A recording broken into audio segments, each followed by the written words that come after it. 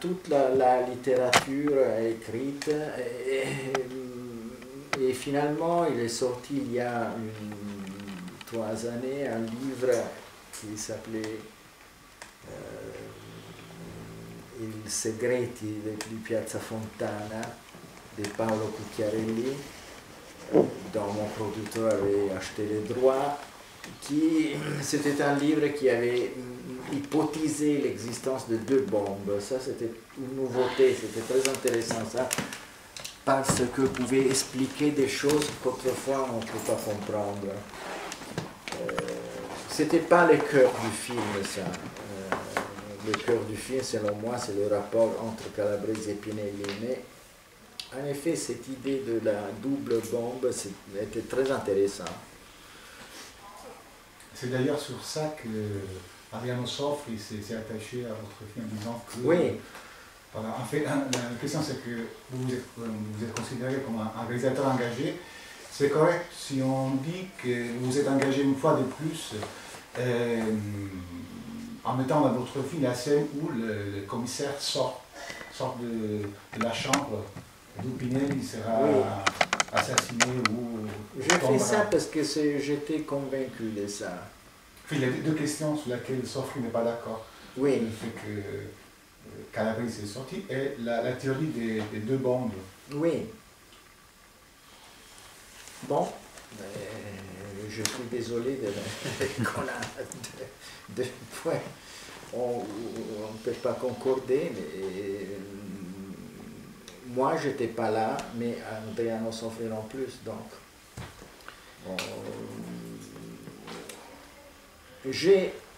Comme je ne suis pas un magistrat, je n'utilise pas les procédures d'un procès. J'utilise les procédures d'un artiste. Donc, j'ai raisonné sur ce point-là. Si Calabrese avait poussé Pinelli par la fenêtre, quelle sera-t-elle la réaction du commissaire Calabrese les jours après, quand il entre dans sa pièce, il va à son écran et il voit cette fenêtre chaque jour, le 2e jour, le 3e, le 4e.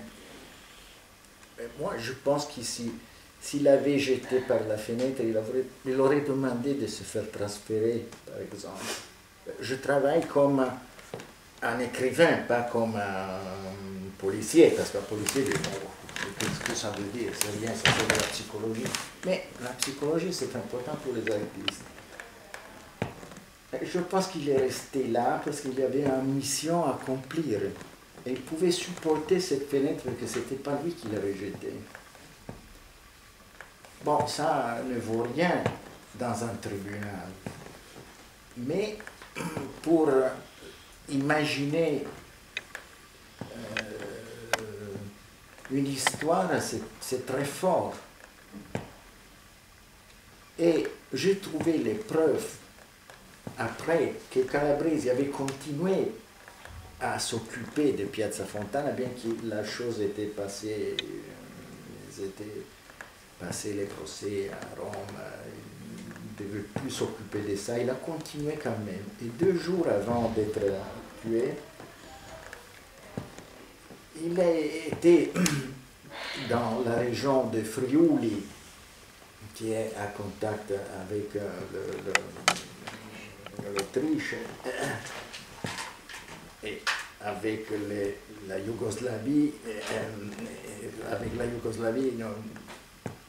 ce qui ailleurs s'appelait Yougoslavie. Et il avait trouvé ces énormes dépôts d'explosifs de l'OTAN qui étaient à disposition des mouvements d'extrême droite croate et des fascistes vénitiens. Ça, 2 jours avant sa mort. Et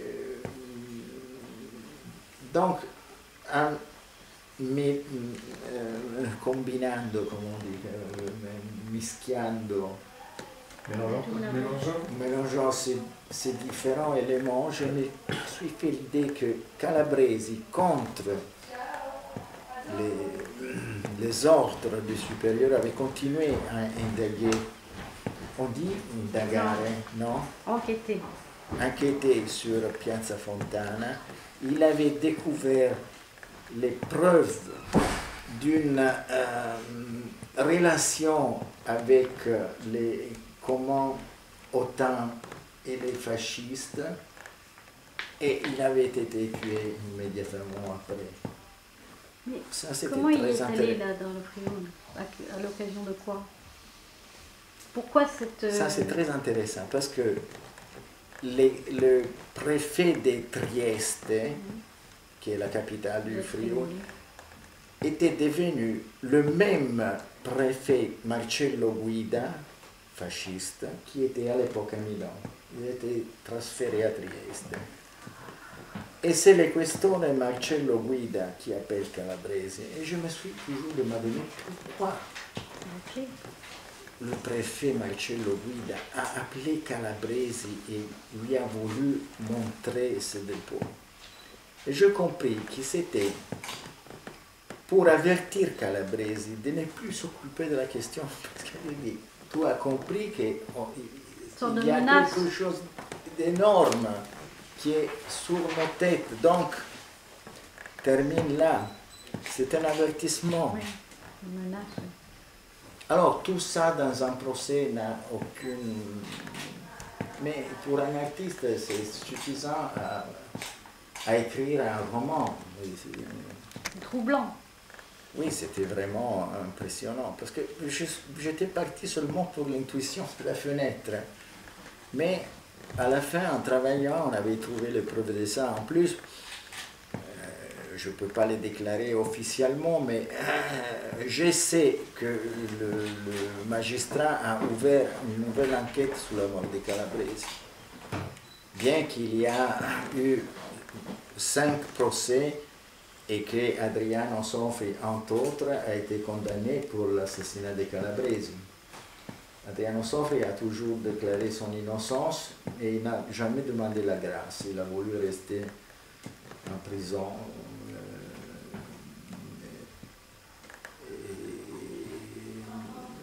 Et donc, ce ne sont pas ceux-là qui ont tué Calabresi qu'ils ont été tués.